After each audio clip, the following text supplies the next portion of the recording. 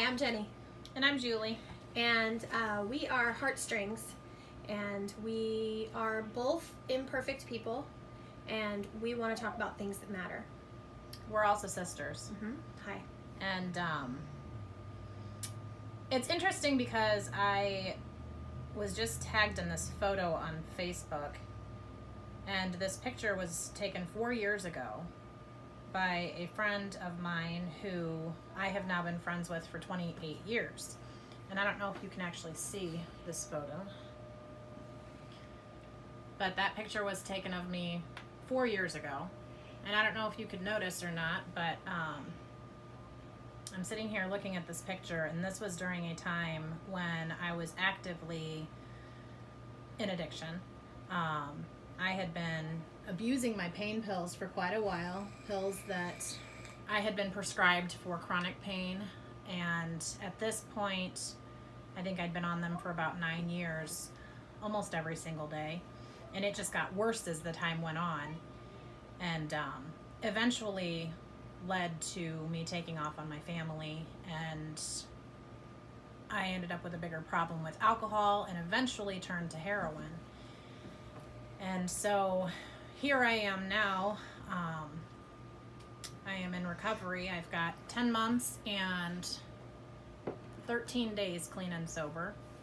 Woohoo! Yay me. Yay God. But it's just interesting because we started talking, this picture kind of like set off this conversation a little bit about how nobody knew. Like nobody really realized how bad I was at this point. And why I was asking, how is that we have other families that struggle with addiction as well. Not other families, we have other family members that are very close to us and have struggled with addiction as well. And even me, who hasn't been in substance abuse myself in that manner, I just pose the question of how is it that how many years do you think that you struggled overall with the drugs? Well, it was 12, including the pain it was 12 and a medication. half years of Okay. once I got into the actual pain medication, but I was drinking before that. I was kind of closet drinking, and I was hiding bottles of vodka around my house in different places, and I would take shots just to deal with not feeling as much. But that didn't go on for long periods of time. I would just do that for short periods, and then I'd stop for a couple months, and then I'd do it again, and then I'd stop. And so I thought, I don't have a problem with alcohol. I don't have a problem with any of this, because I'd compare my situation to someone else in my family who struggled so much worse at this point in time, and so I was constantly comparing what I was with like doing different with drugs, them. like more like street drugs, right. And Yeah. so and because alcohol was legal and I was of age and it wasn't causing great big problems in my family, I wasn't having a problem with it. But the truth is I was using it to numb. I was using it not to deal with things I should have been dealing with. But I'm trying to figure out, why is it that, and especially in those later years of your addiction, as you got closer and closer to the leaving of your family, I mean, we knew something was going on, but didn't know what to do about it. We confronted multiple times, I think, and there was a lot of defensiveness. But I know that myself as a family member, I would just back off because I would literally think to myself, she's not really doing that.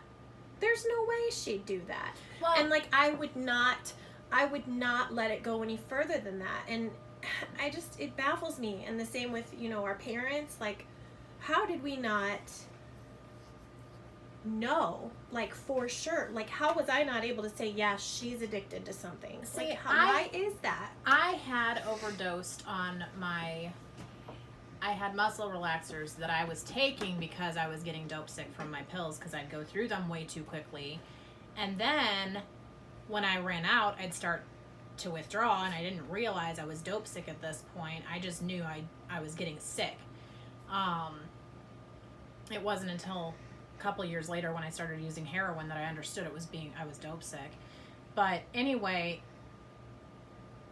there was an awareness that I was using those pills, but part of it was that they were prescribed. And so some of that, there was a sensitivity to it because of the fact that I was treating chronic pain. But there was this, like, you know, I don't think everybody was completely naive to the fact. In fact, I know we had family in Tennessee that well, and when we went to Tennessee, you and I, and that thing happened on the airplane where you were like, yeah, like she was literally, it looked like she was falling asleep, and then she'd get jolted. I was not. And I was just like, what is wrong with you? And I even knew at that point, and I asked you, how many of those pills are you taking? And you're like, I'm supposed to take these. And I'm like, yeah, but they're not supposed to do that to you. And I mean, I knew.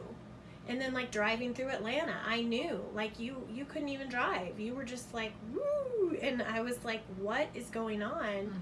And I knew at that point, because that's the first time I knew. That was less than a year before I took off. Yeah. And that was before I started using heroin. But that's the thing. It's like, why? I think a big part of it is that families are in denial, thinking that there's no way, you know, there's no way that their child is doing that. Or there's no way that this is, that Julie you know, would have taken heroin. I always thought I was invincible. I thought I was invincible. There's no way that could happen to me. No. Did I ever want to be a heroin addict? No. Did I ever expect I would be? No. I was so anti-drug because of growing up. Like, drugs were bad. You know, alcohol was bad. And that was, like, pounded into us as kids. And then, lo and behold, I am now a recovering drug and alcohol addict. But it's just interesting. We were just posing that our whole family, through this whole time that she was struggling that way, struggled to see that going on. And so I want to take from that and learn, you know, if anything were to ever happen again with another family or what, I would pray that we would be a little more able to identify and enable less, or find strategies to enable or keep, you know, accountability or something. But you know, it's scary that we're not able to. I do think that some of it was this comparison, because we have somebody in the family who is actively had been using for a very long time. So I think there was some of that comparison, looking for those behaviors and looking for those things. And a lot of those things don't necessarily start happening until later. A lot of the stuff that we had witnessed in other family members was stuff I started to do once I was using heroin. Mm-hmm. With the getting in trouble and getting arrested and going to jail and all of these different things, which is a total another story. But anyway, when I got out of jail, this was the very first song that we wrote when I got out of jail, and it's called Carry Me Through, and I think we should sing it. Okay. So we write our own music, and this was one of the first songs. This was the first song we started writing when Julie got out of jail. And so we hope you like it. Carry Me Through.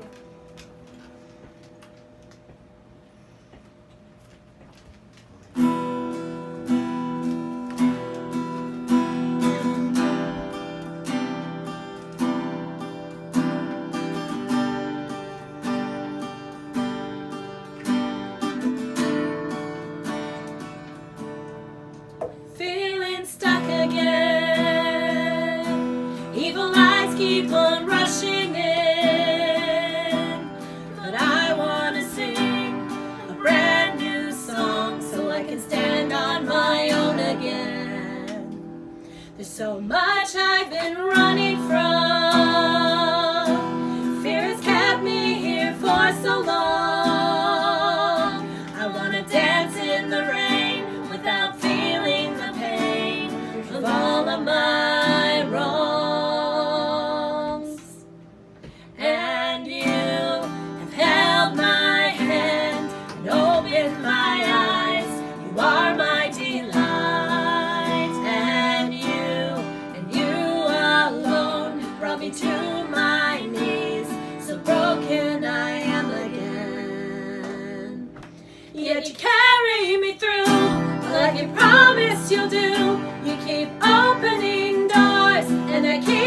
rushing through, grasping your lead. It's healing I need. Lord, just carry me through, and I'll trust that it's just what you'll do. Save me, Lord, because I don't want to be who I was. I get stuck in my head over things they have said, and the failure keeps flowing in. And you have held my hand and opened my eyes. You are my delight. And you alone brought me to my knees. So broken I am again. Yet you carry me through like you promised you'll do. You keep opening doors, and I keep rushing through, grasping your lead. It's healing I need. Lord, just carry me through, and I'll trust that it's just what you'll do.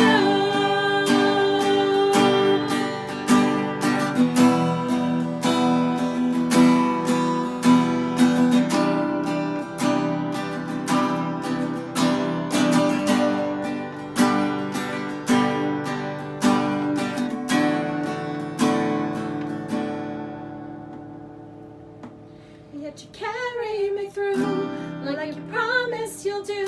You keep opening doors, and I keep rushing through, grasping your lead. It's healing I need. Lord, just carry me through, and I'll trust that it's just what you'll do. And I'll trust that it's just. I'll trust that it's just. I'll trust that it's just what you'll do. Amen. Amen. You know, I was thinking a little bit about how I think a big part of the reason is because our parents didn't use and didn't drink. This is true. You know, they didn't do those things. Granted, it doesn't mean that they weren't necessarily exposed to those things, but Or that they didn't experiment. I'm sure there was some. I mean, we're all children at one time, right. But to them, they didn't have like, a pattern of that. right, and they didn't see, like, growing up. For me, it's not something that I messed with, and so Yeah, me neither. and because I didn't start really messing with that stuff until later in life, you know, in the beginning there was a legitimate reason for it. But eventually it got to a point where I wasn't just numbing the physical pain I was in, I was numbing the emotional pain too, and not dealing with life and not doing anything that I should have been doing, and it just kind of got worse and worse and worse. But I really think now, having experienced the things that we've experienced, I think it will help us to be able to identify, because you were right. You were talking about how, you know, I tend to be able to identify people who are using, actively using a little bit easier because I've been there. And if I go to, you know, when I was in treatment, I could tell what people were coming in there that were serious about stuff, and what people were coming in there just so they could leave, so they could go use again. You can tell there's a lot of different factors that play into it, but because we didn't have that knowledge and that understanding, and I think a lot of it comes back to education. That's true. And it's something we'll be able to carry forward. I with our probably own will kids, be able to identify more You'll be now. able to identify it a little more now. Changes yeah. in behavior, you know. I think that's the biggest thing, is the changes in behavior, and then the reactions Right. to sensitive Right. questions. Right. And it's, you know, with my situation, because it was the pills, it was kind of a slow process. It wasn't like I immediately went to the illegal street drugs. It was a slow process where it just progressively got worse. Mm-hmm. And those smaller changes were not as easy to identify as if somebody had just jumped into something and was using hardcore. So that picture that you have of yourself there, what does it remind you? Like, what were some of the things you saw in that picture that just like shocks you a little bit, like reminded you? Honestly, when I look at this picture, all I can see is pain. Mm. I can see pain and this mask. Like I was wearing a mask, a fake smile, and pretending like I was okay, and I was not okay, not at all. And I wasn't okay for a really long time. And I was. You were really going to good at Bible study pretending. when this picture was taken. We were going to Bible study at Mom's church. We were Yeah. on Wednesdays. We were talking about biblical things. We were seeking different things. Yeah. Yeah, I was actively You were a involved young in church. mom. Was I that was right when you also- had Bradley? I was also on worship team. Mm-hmm. You know, I was actively involved. I was serving, Mm-hmm. but there was part of me that didn't want people to know. I didn't want people to know that I was so broken. I didn't want them to see that I was weak, that I was doing these things because, oh my goodness, this was just, no, that's not something you let people see. But I think that that's another topic that we can get into Yeah, another because time. next time we will talk more about, I think that's a very good point because we want to keep it short, but I think we will. We'll write that down, and next time we'll talk about why is it that we as Christians aren't very transparent about our shortcomings? Why are we so quick to hide our sin? And I think that's a really, really important thing to bring forth because people need to know that we're not perfect. Oh, I no. will never claim to be perfect. I have my own past that I am very much cannot justify so I mean, I guess the more videos we'll make, the more people will learn how imperfect we are, but also that we are saved through God's grace. Amen. That God's given us the gift of grace, which means, guess what? You don't have to be perfect. No. And we are on this journey of learning what it means to be loved by God, to be accepted by God the way that we are now. And He sees us as His child and beautiful the way we are. And so I think we'll cover some of that. So until next time, see you later. See you later.